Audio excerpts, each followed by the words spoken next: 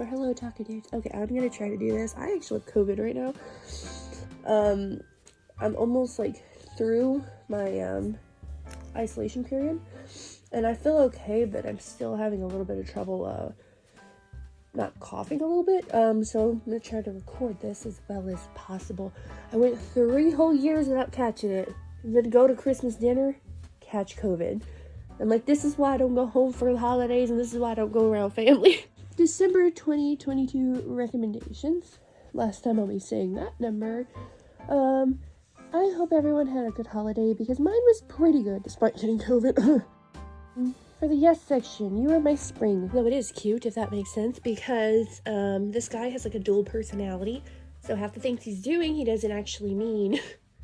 The Noel Diary. A woman goes to the place her mom used to work, finds a diary to her mother's past, and unlocks the truth about her mother.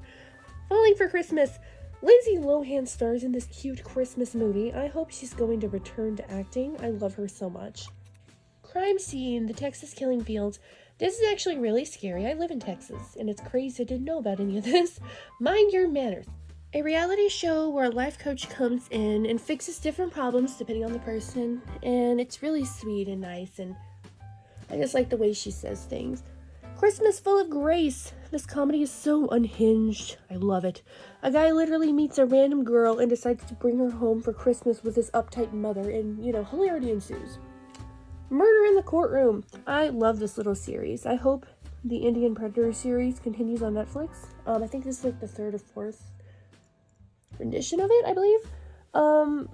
But you've got a terrible man who's a rapist and a murderer, and the people of the village beat him to death by breaking into the courtroom and throwing chili powder in the eyes of the guards and the lawyers, beating this man to death to where he looked like ground hamburger meat on the floor. So good for them. Good for them. 1,000 Miles from Christmas. A man goes to a small town because he's an appraiser or something, and this man really hates Christmas. And to be honest, he has multiple reasons why he hates Christmas, and honestly, all of his points are very valid. You find multiple reasons why he hates Christmas, and all of his points are valid. The Guardians of the Galaxy Christmas Special. This is so cute, and it's all, in all honesty, the plot's sweet. Mantis wants to make Quills happy for Christmas because she's actually his half-sister. Big shock there. So she kidnaps Kevin Bacon, of all people, and it's special. It's hilarious, and I'd love to see Kevin Bacon, so that was good. Outside of the Box. When I came across this short film on TikTok, I found the YouTube channel called Alter that makes short horror films. Definitely check it out. They have so many fun ones to watch. Black Christmas. An old horror classic about a killer hunting girls in a sorority house, and the whole mystery and the cliffhanger of it all is the best part. White Christmas. A Christmas movie with a modern take on Snow White. Silent Night, Deadly Night. After this child is traumatized by Christmas, he goes on a killing spree dressed as Santa. And to be honest, this kid has extreme reasons for being traumatized by Santa. I just don't understand why you want to dress as Santa to do all this, considering how he was traumatized, but whatever. Noelle! This movie's adorable. So Santa's daughter is adorably played by Anna Kendrick. This movie's very sweet and funny. Long Live the Royals, a comedy cartoon about a family of royals trying to get through their holidays. The show's clever, and I think it's sad that it was canceled and never completed, because I think it had some promise. Delivery by Christmas. A woman who delivers boxes for a living gets wrapped up in a family issue for Christmas. Troll. Scientists accidentally wake up a troll sleeping in the mountains. The fate of the troll's actually really sad, I ain't gonna lie. Tales from Mercy. This movie, I believe, is supposed to be the most faithful adaptation towards the book it was written from, but I'm not sure about that. I love the world building and the entire vibe of the whole movie. Loving Adults. I promise whether you think this movie is headed, I promise you it's not. Guy has an affair, tries to kill his wife, ends up killing someone else because that one wasn't his wife. She finds out and tells him how she killed her ex and how she made it look like an accident so she can do that when if he kills his mistress. Ends up he can't do it, then she decides to kill the mistress for him, and then because he can't do it, so she does it, and then they burn her body like, wow, okay, didn't see that coming. Scrooge, A Christmas Carol. So first off, I don't know why they made Scrooge in here a total daddy, and he's fine as hell, but they did it, so we'll just have to go about our business. But the songs and the animation is so good. Literally, like, my heart stopped at some of the songs. And it was just made so well. The vibe was immaculate. And I think this is one of the most emotional versions of A Christmas Carol I've ever seen in my life. And I cried a lot of times. Very Minty Christmas. I came across this and had forgotten all about this movie because I was a My Little Pony addict when I was younger. I had all the toys. I had the birthday party. Like, I just liked My Little Pony. Only yesterday, this cute little story of growing up and living life was so beautifully done. And it was just so soft. Like, the whole artistic style and the way the movie was written was just really soft, and I liked the way that they portrayed that. A Hollywood Christmas. A Christmas movie director finds out about her budget being cut, and the person who cut it, of course, comes to help, and Christmas romance comes out and is ensued. Prince of Stride.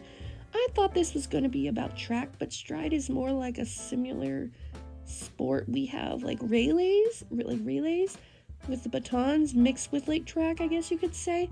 Lookism, based on a webtoon or webcomic in Korea, I can't remember which one, I forget, about a boy who's picked on for his looks to an extreme degree. Like, it was making me mad, as I don't do bullies. I don't like that, and that was making me very mad. When he sleeps, he goes into his other body, a more socially acceptable version. He lives a double life, and I can't wait for another season. I hope we get another season. If not, I will read the webtoon or webcomic. I Believe in Santa. A woman is dating a man, and he's fine. But when Christmas rolls around, she realizes he's obsessed with Santa and actually believes Santa's real and bases his whole Christmas experience around said fact. Gotama, an excellent adventure. This show's so cute and precious, and Gotama is one of my spirit animals. To be honest, like, I feel like their character is in my soul, and this show is so cute. It's hilarious. I hope they do more. Best of Bangalore. In this one, we have another terrible man doing very terrible things, but he gets his justice. He gets what he deserves. Lou. For most of the time, you're in the dark about what's wrong with or who Lou is, but she's like a secret agent thing. I don't know. Action in this is pretty good. The Lost Patient. A man wakes up from a coma, and his whole family's dead, and as I suspected, he's the cause. Dark Angel. So I promise you'll never guess the plot of this movie. Ever. So aliens come down at Christmas to suck stuff out of our heads to make super heroin. Basically, it's cheese, but I'm here for it. Blood, Sex, and Royalty. This is the story of Anne Boleyn, kind of told in a comedic tone, but kind of not, but it's told in a lighthearted way. The story of Anne Boleyn is actually really, really sad, and she deserved better. Zoolander. This movie's kind of been trending on TikTok right now, mostly just because they're making memes out of it. From the memes, it looked like just about the cast slaying the whole time. And to be honest, it was. The whole movie is just about the cast slaying. And you could never guess the plot even if you tried. Zoolander 2, Magnum Edition. Much like the first one, this one keeps up really good vibes. And the whole cast slays constantly. The plot for this one isn't as crazy, though. Love After World Domination. This show's adorable. So it's about this rip-off Power Rangers called the Gelatos. And Red Gelato and the evil general has a secret relationship, and they're both awkward about it and have to pretend to fight each other when someone comes around. It's really cute. Violent Night. So they made Santa sexy, and I'm okay with that. Like, the lore they gave Santa was incredible, and I hope for a sequel. And with the fine David Harbour, like, please, that man's sexy. Like, I didn't know I was going to be attracted to Santa Claus, but when I saw the trailer for this movie, I knew it was going to unlock another fetish for me, and it did. Okay, Red Shoes and the Seven Dwarves. So this was a very creative take on Snow White. And if I remember, this movie had to be remade or rewritten or something like that, because it was really fat-phobic at the beginning. But the current version of the movie, I think the topic was handled okay. It could have been handled a little bit better, but I think it was done alright. The Little Match Girl. I remember hearing this story and reading this story back when I was younger, but I didn't know Disney had made a little animation short to it. It's really short, but it's really touching. Last Christmas. I knew the ending of this movie because it was spoiled for me back whenever the movie originally came out, but I still wanted to watch Emilia Clarke because she's beautiful. And I love how she plays characters. So, Murder Drones, another YouTube series I came across about these drones that are the last thing on Earth, and the murder drones are brought out to kill them. Honestly, it's like Metro meets Wall-E. It's really cute. Don't pick up the phone. This was a crazy story. A document about a guy who called stores and convinced managers to do strip checks on their employees. And as a manager myself, I honestly don't understand how you could honestly ever think to put your employees in danger like this, no matter who is talking to you over the phone. I don't understand how you can get tricked into doing that, but anyway. Glass Onion, a Knives Out story. I liked the first movie a lot, and this one was very similar in tone and having fun characters and a really fun story. Much like the first movie, I quite enjoyed it. In broad daylight, the Navate case. This case is very much fishy. It's a cover-up. You won't convince me otherwise. Dragon Age Absolution. This is a show based on a game or something that I know nothing about whatsoever, but Netflix animated and it's high fantasy, so I watched it. Shakugan no Shana. I might have said that wrong, but it's alright. I'm having a lot of trouble saying all this stuff because my chest hurts.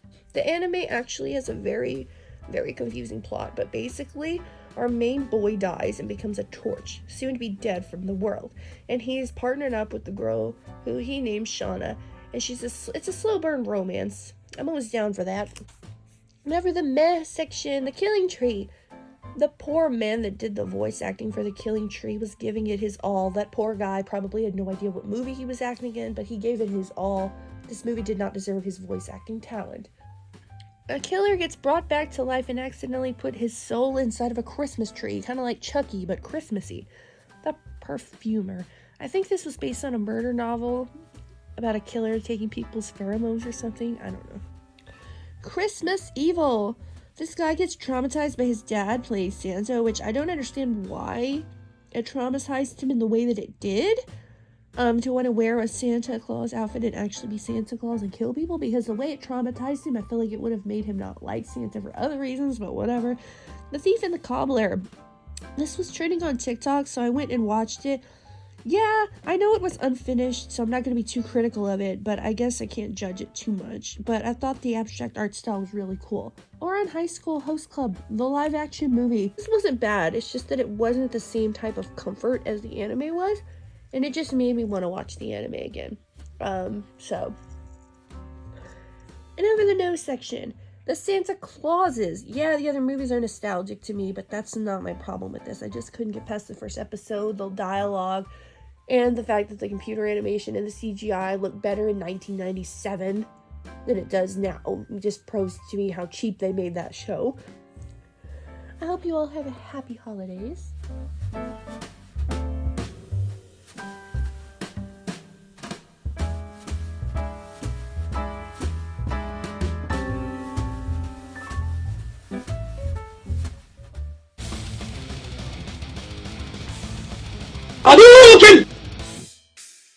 Finish him!